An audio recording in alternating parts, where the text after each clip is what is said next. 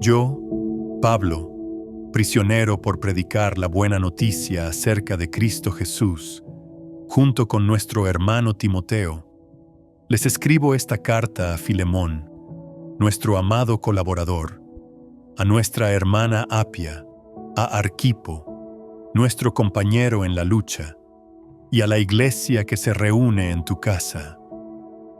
Que Dios nuestro Padre y el Señor Jesucristo les den gracia y paz.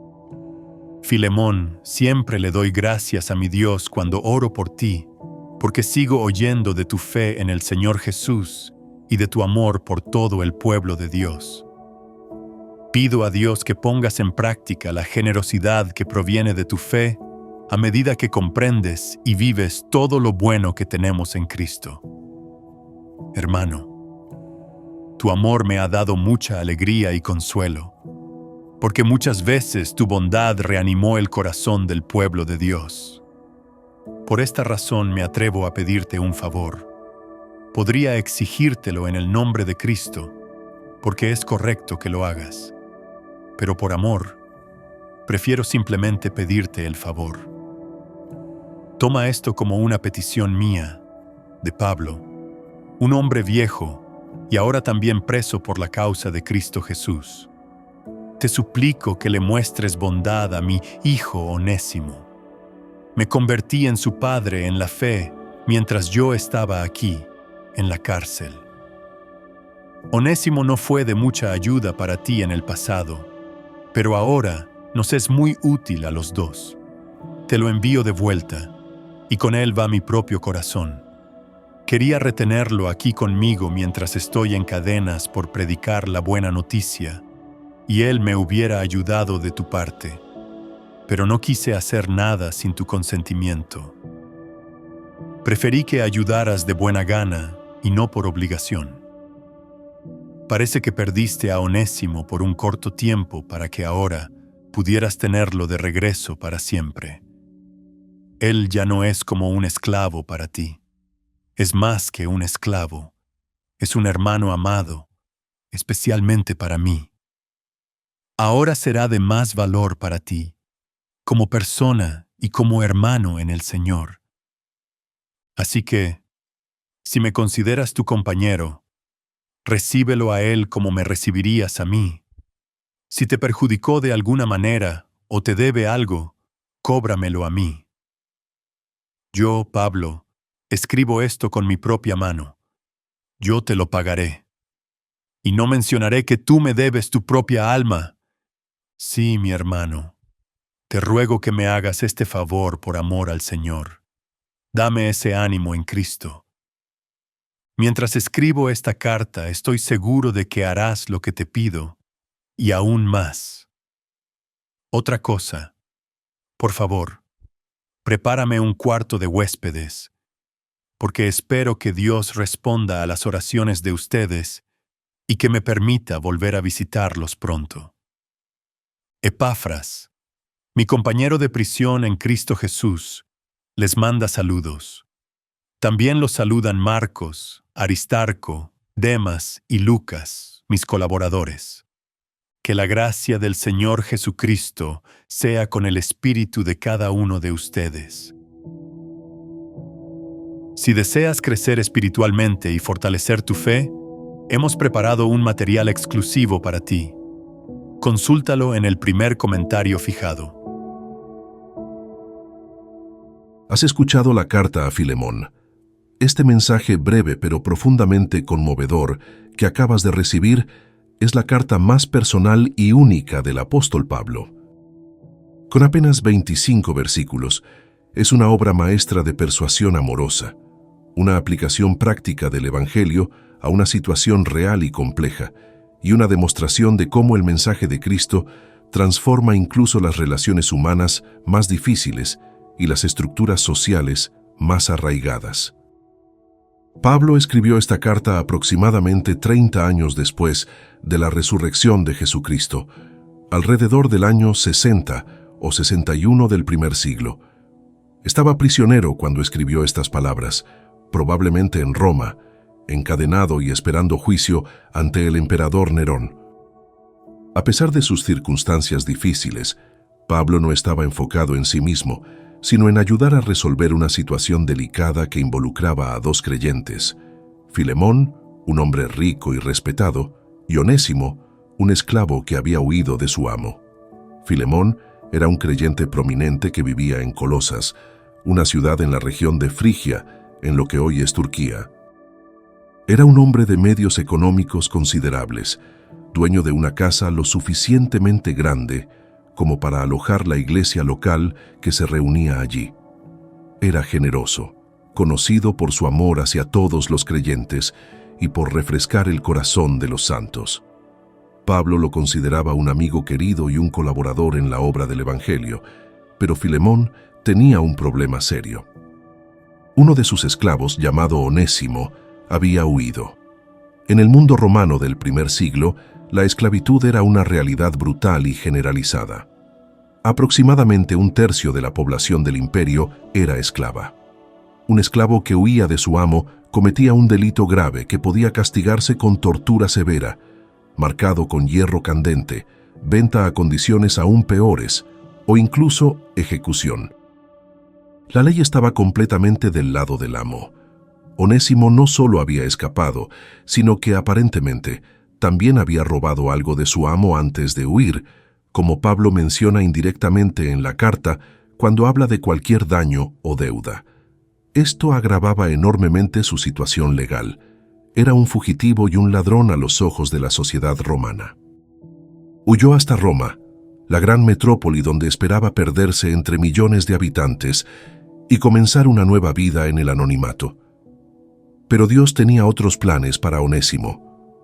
De alguna manera misteriosa y providencial, este esclavo fugitivo terminó encontrándose con Pablo en Roma. Tal vez había escuchado sobre Pablo cuando el apóstol visitó la casa de Filemón años antes. Tal vez alguien lo dirigió hacia Pablo.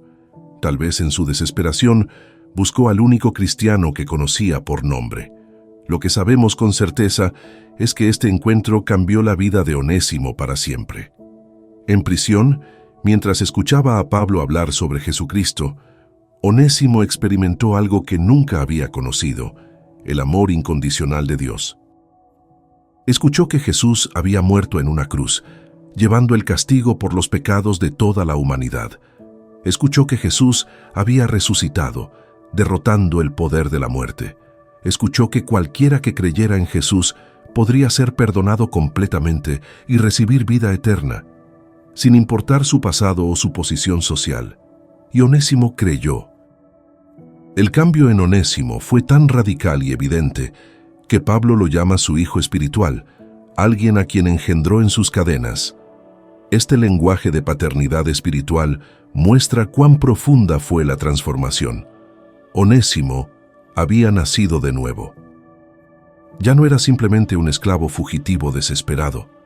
Era un hijo de Dios, heredero del reino celestial, hermano de todos los creyentes, incluyendo irónicamente a su antiguo amo Filemón.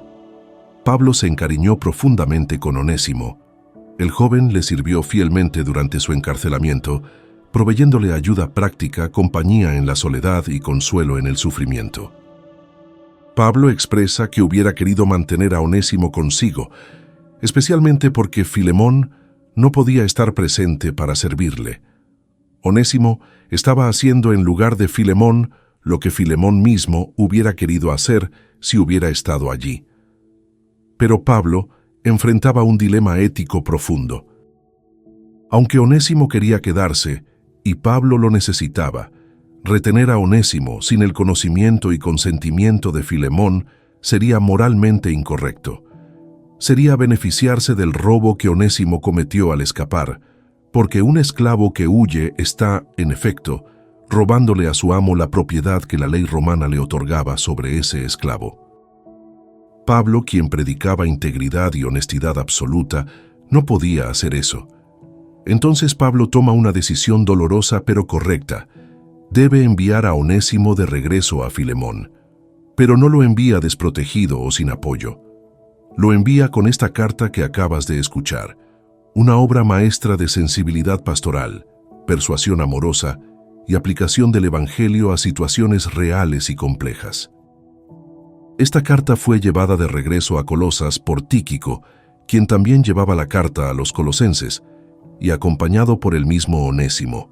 La carta comienza con Pablo identificándose de manera única. Pablo, prisionero de Jesucristo, y el hermano Timoteo a Filemón amado y colaborador nuestro.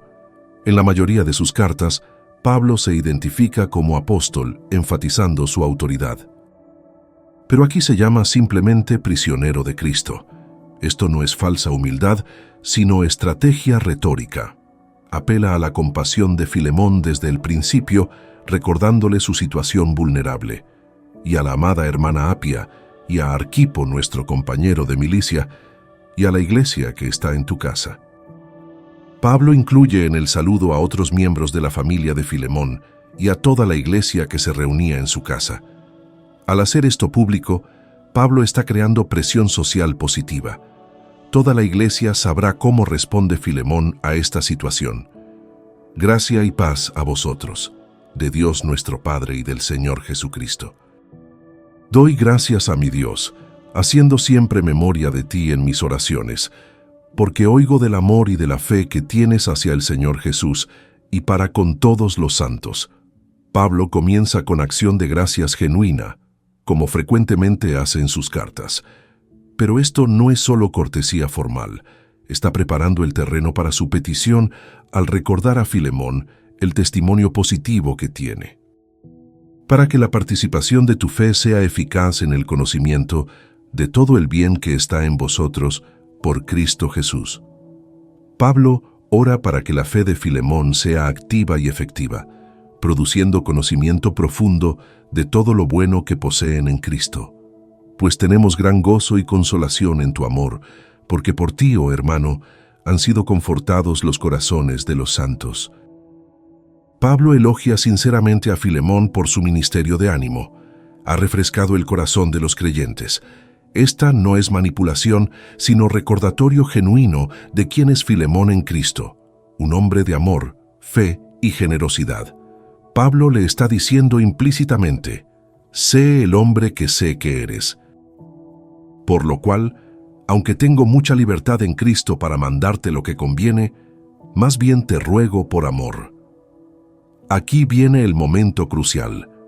Pablo tiene autoridad apostólica para ordenar a Filemón que haga lo correcto, pero deliberadamente renuncia a usar esa autoridad. En lugar de mandar, prefiere apelar al amor. Siendo como soy, Pablo ya anciano, y ahora, además, prisionero de Jesucristo. Pablo se presenta como anciano, probablemente en sus 60 años, y como prisionero. Está usando su edad avanzada, su sufrimiento y su relación con Filemón para suavizar el corazón de este hombre antes de hacer su petición. Te ruego por mi hijo Onésimo, a quien engendré en mis prisiones. Cuando finalmente menciona a Onésimo, Pablo lo hace de la manera más tierna imaginable. No dice, te envío de regreso a tu esclavo fugitivo. Dice, te ruego por mi hijo Onésimo, a quien engendré en mis cadenas. Está presentando a Onésimo en su nueva identidad, no en su antigua condición, el cual en otro tiempo te fue inútil, pero ahora, a ti y a mí, nos es útil. Pablo hace un juego de palabras con el nombre Onésimo, que significa útil o provechoso. Onésimo fue inútil en el pasado para Filemón, pero ahora, transformado por el Evangelio, es útil tanto para Filemón como para Pablo. La transformación espiritual ha resultado en transformación práctica, el cual vuelvo a enviarte. Tú, pues, recíbele como a mí mismo. Pablo expresa cuánto le duele enviar a Onésimo de regreso. Dice que es como enviarse a sí mismo, como entregar su propio corazón. Esta vulnerabilidad emocional es genuina y estratégica. Pablo está mostrando a Filemón, si yo, que tengo razones para quedarme con Onésimo, estoy dispuesto a renunciar a él por hacer lo correcto, ¿no deberías tú también estar dispuesto a tratarlo con gracia? Yo quisiera retenerle conmigo, para que en lugar tuyo me sirviese en mis prisiones por el Evangelio. Pablo admite que hubiera querido mantener a Onésimo consigo. pero sin tu consentimiento nada quise hacer, para que tu favor no fuese como de necesidad, sino voluntario. Pablo respeta profundamente la libertad y la dignidad de Filemón. No haría nada sin su consentimiento voluntario. Quiere que la bondad de Filemón no sea forzada, sino espontánea, fluyendo de un corazón transformado por el Evangelio. Porque quizás para esto se apartó de ti por algún tiempo, para que le recibieses para siempre. Esta es una perspectiva revolucionaria sobre lo que había sucedido. Pablo sugiere que tal vez la huida de Onésimo, que parecía un desastre y una traición, podría haber sido parte del plan providencial de Dios. Lo que el hombre intentó para mal, Dios lo usó para bien. No ya como esclavo, sino como más que esclavo, como hermano amado mayormente para mí, pero cuánto más para ti, tanto en la carne como en el Señor. Esta declaración es explosiva y revolucionaria. Pablo está diciendo que en Cristo, la relación entre amo y esclavo se ha transformado fundamentalmente en una relación entre hermanos. Pablo no está aboliendo directamente la institución de la esclavitud en este momento histórico. Eso habría sido imposible y habría resultado en rebelión violenta y destrucción masiva de vidas. Pero está plantando las semillas teológicas de su destrucción eventual.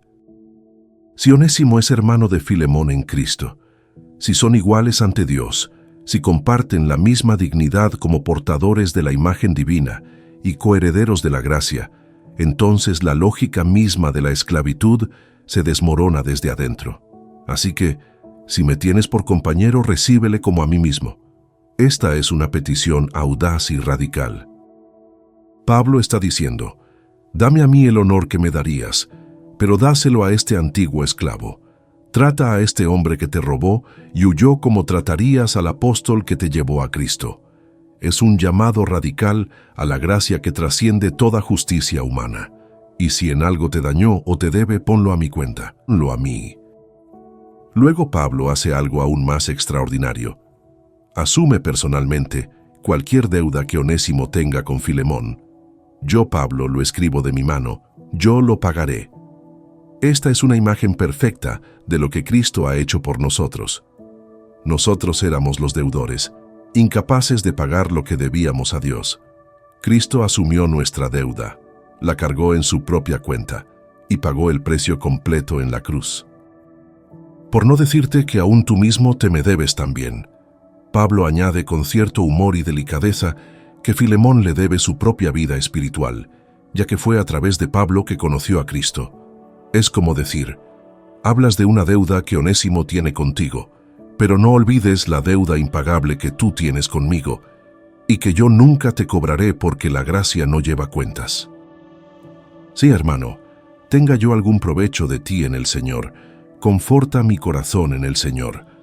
Pablo expresa su esperanza de que Filemón refresque su corazón, así como ha refrescado el corazón de otros santos. Te he escrito confiando en tu obediencia, sabiendo que harás aún más de lo que te digo. Pablo expresa confianza en que Filemón hará lo correcto. De hecho, dice que confía que hará aún más de lo que pide. ¿Qué podría ser ese más? Probablemente Pablo está sugiriendo sutilmente que Filemón debería considerar liberar a Onésimo para que pudiera regresar y servir a Pablo, pero Pablo no lo ordena directamente. Lo deja a la conciencia transformada y la generosidad espontánea de Filemón. Prepárame también alojamiento, porque espero que por vuestras oraciones os seré concedido. Pablo espera ser liberado de prisión y visitar a Filemón. Esta mención crea presión adicional. Filemón sabe que Pablo personalmente verificará cómo respondió a esta situación. Te saludan Epafras, mi compañero de prisiones por Cristo Jesús, Marcos, Aristarco, Demas y Lucas, mis colaboradores. La carta termina con saludos de varios colaboradores de Pablo que también conocían a Filemón. Todos estos hombres enviaban saludos, creando una red de testigos sobre cómo respondería Filemón. La gracia de nuestro Señor Jesucristo sea con vuestro espíritu. Amén. La carta concluye con una bendición de gracia, el tema central de todo el mensaje. Ahora bien, ¿qué significa todo esto para ti? Esta carta breve pero poderosa contiene lecciones profundas sobre el perdón, la reconciliación, la gracia y cómo el Evangelio transforma las relaciones más complicadas. Primero, nos enseña sobre el verdadero perdón cristiano. Filemón tenía todo el derecho legal de castigar a Onésimo severamente.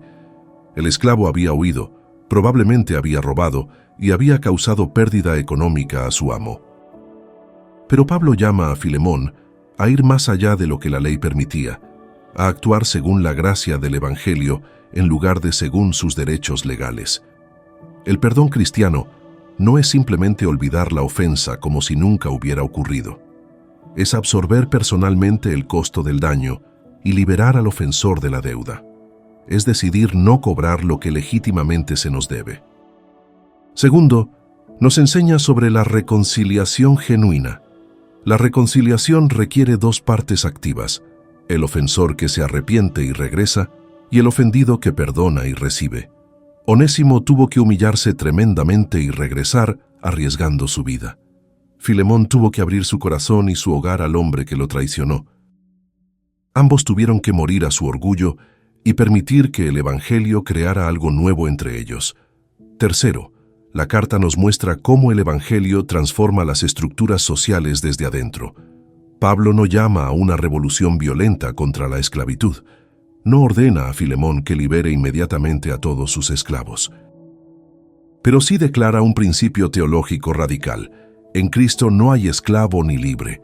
Todos son hermanos. Este principio, vivido consistentemente, eventualmente haría imposible que los cristianos mantuvieran a otros cristianos en esclavitud. La historia confirma que donde el Evangelio ha florecido y sido aplicado consistentemente, la esclavitud eventualmente ha sido abolida. El cristianismo bíblico y la esclavitud son fundamentalmente incompatibles a largo plazo. Esto no sucede mediante revolución violenta, sino mediante transformación gradual de corazones y mentes por el poder del Evangelio. Cuarto, esta carta nos enseña sobre la intercesión efectiva. Pablo intercede por Onésimo, poniéndose en medio entre el ofensor y el ofendido. Esto refleja lo que Cristo hace por nosotros constantemente.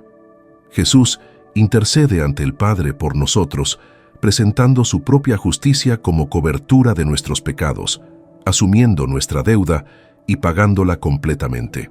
Quinto, nos muestra la belleza de la persuasión amorosa sobre la coerción autoritaria. Pablo tenía autoridad para ordenar, pero eligió persuadir mediante amor. Renunció voluntariamente a su poder para apelar al corazón. Esto refleja cómo Dios trata con nosotros. Podría forzarnos a obedecerlo, pero en lugar de eso, nos invita, nos persuade, nos atrae mediante su amor. Ahora bien, ¿cómo se aplica esto a tu vida? Tal vez alguien te ha herido profundamente. Un amigo te traicionó. Un socio te robó. Un familiar te abandonó. Tu primer instinto es la venganza, o al menos mantener tu distancia para protegerte.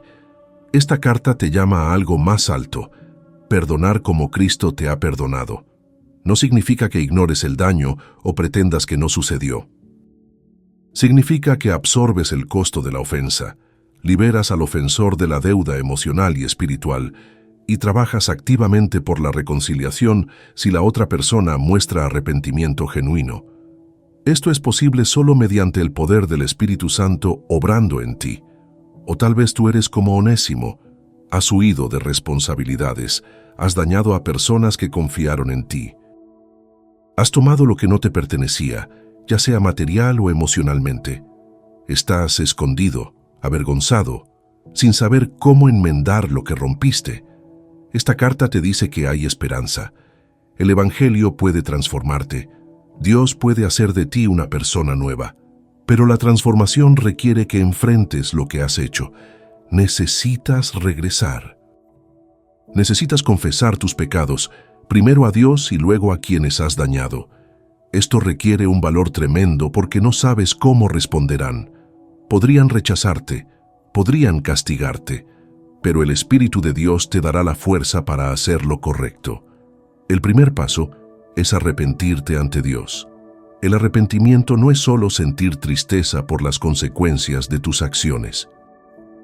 Es reconocer que has pecado contra Dios, que has vivido para ti mismo en lugar de para Él, y decidir cambiar de dirección completamente. Es decirle a Dios: he estado equivocado, perdóname, toma control de mi vida. Cuando te arrepientes genuinamente y pones tu fe en Jesucristo, Dios te perdona completamente. Él no solo borra tu expediente de pecados, te da una nueva identidad. Ya no eres definido por tus fracasos pasados, eres hijo de Dios, hermano de Cristo, templo del Espíritu Santo. Esta nueva identidad es más real que tu nombre, más fundamental que tu historia. Y después del arrepentimiento viene el bautismo. El bautismo es el acto público mediante el cual declaras tu nueva identidad. Es el momento en que te identificas con la muerte, sepultura y resurrección de Jesús. Cuando entras al agua, estás diciendo: mi vida antigua murió. Cuando sales del agua, estás diciendo: he resucitado a una vida nueva. El bautismo no es opcional, es la primera acción de obediencia que Cristo espera de todo creyente genuino. Después del bautismo, comienza el proceso de vivir tu nueva identidad. Esto incluye buscar reconciliación con quienes has dañado cuando sea apropiado y posible. No puedes cambiar el pasado, pero puedes pedir perdón, hacer restitución donde sea posible y demostrar con tu vida transformada que tu arrepentimiento fue genuino. Si ya eres creyente pero has estado viviendo con amargura y falta de perdón hacia alguien, esta carta es tu llamado a la reconciliación. La amargura es como veneno que bebes esperando que mate a tu enemigo. Solo te daña a ti. El perdón no es decir que lo que te hicieron está bien, es decidir no permitir que te siga dañando emocionalmente. Perdonar no significa necesariamente restaurar la relación al estado anterior, especialmente si hay patrones de abuso o daño continuo. Algunas relaciones no pueden o no deben ser restauradas completamente debido a la seguridad o la salud, pero sí significa liberar a la persona de la deuda emocional que tiene contigo, dejándola en las manos de Dios y orando por su bien en lugar de desear su mal. Esta carta también nos desafía a examinar nuestras propias actitudes hacia las personas que la sociedad margina. En tiempos de Pablo eran los esclavos. En nuestra época pueden ser personas de diferentes razas, clases sociales, niveles educativos, trasfondos culturales o situaciones económicas. El Evangelio nos llama a ver a cada persona como portadora de la imagen de Dios, digna de respeto y amor, sin importar su estatus social o su pasado.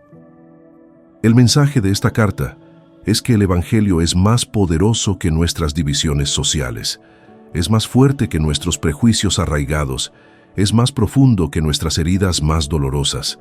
Puede tomar a un amo y un esclavo y hacerlos hermanos. Puede tomar a enemigos y reconciliarlos. Puede tomar corazones de piedra y convertirlos en corazones de carne. Si este mensaje ha tocado tu corazón, te invito a actuar. Si necesitas arrepentirte y entregar tu vida a Cristo, hazlo ahora. No esperes a sentirte listo o digno. Nadie es digno. Todos necesitamos la gracia de Dios. Confiesa tus pecados, cree en Jesús y entrégale tu vida completamente. Si necesitas perdonar a alguien, hazlo hoy. Decide en tu corazón liberarlo de la deuda que tiene contigo. Ora por esa persona. Si es posible y apropiado, comunícate con ella para buscar reconciliación genuina. Pero incluso si la reconciliación completa no es posible, puedes perdonar en tu corazón y dejar ir la amargura que te está envenenando. Si necesitas pedir perdón a alguien, hazlo hoy. Ten el valor de regresar como Onésimo, de enfrentar el daño que causaste, de pedir perdón sinceramente y de comprometerte a cambiar. Deja que Dios te use para sanar lo que has roto. Comparte este mensaje con otros. Hay personas en tu vida que necesitan escuchar sobre el poder transformador del Evangelio para reconciliar relaciones rotas. Tal vez conoces a alguien que está huyendo de su pasado como Onésimo. Tal vez conoces a alguien que está lleno de amargura y no puede perdonar. Esta carta puede ser el instrumento que Dios use para traer sanidad a sus vidas. La carta a Filemón nos recuerda que el Evangelio de Jesucristo no es solo un mensaje para creer intelectualmente, es un poder para transformar las relaciones más complicadas y las situaciones más difíciles. No es solo esperanza para el futuro eterno, es vida nueva en el presente. No es solo para algunas personas especiales, es para todos los que se arrepienten y creen. Que las verdades de esta carta breve pero poderosa penetren profundamente en tu corazón, que produzcan fruto de arrepentimiento genuino, perdón liberador, reconciliación restauradora y amor sacrificial. Que el mismo espíritu que transformó a Onésimo te transforme a ti. Que el mismo amor que movió a Pablo a interceder mueva a otros a orar por ti. Y que la misma gracia que capacitó a Filemón para perdonar, te capacite para extender misericordia a quienes te han herido. La gracia de nuestro Señor Jesucristo sea con tu espíritu. Amén.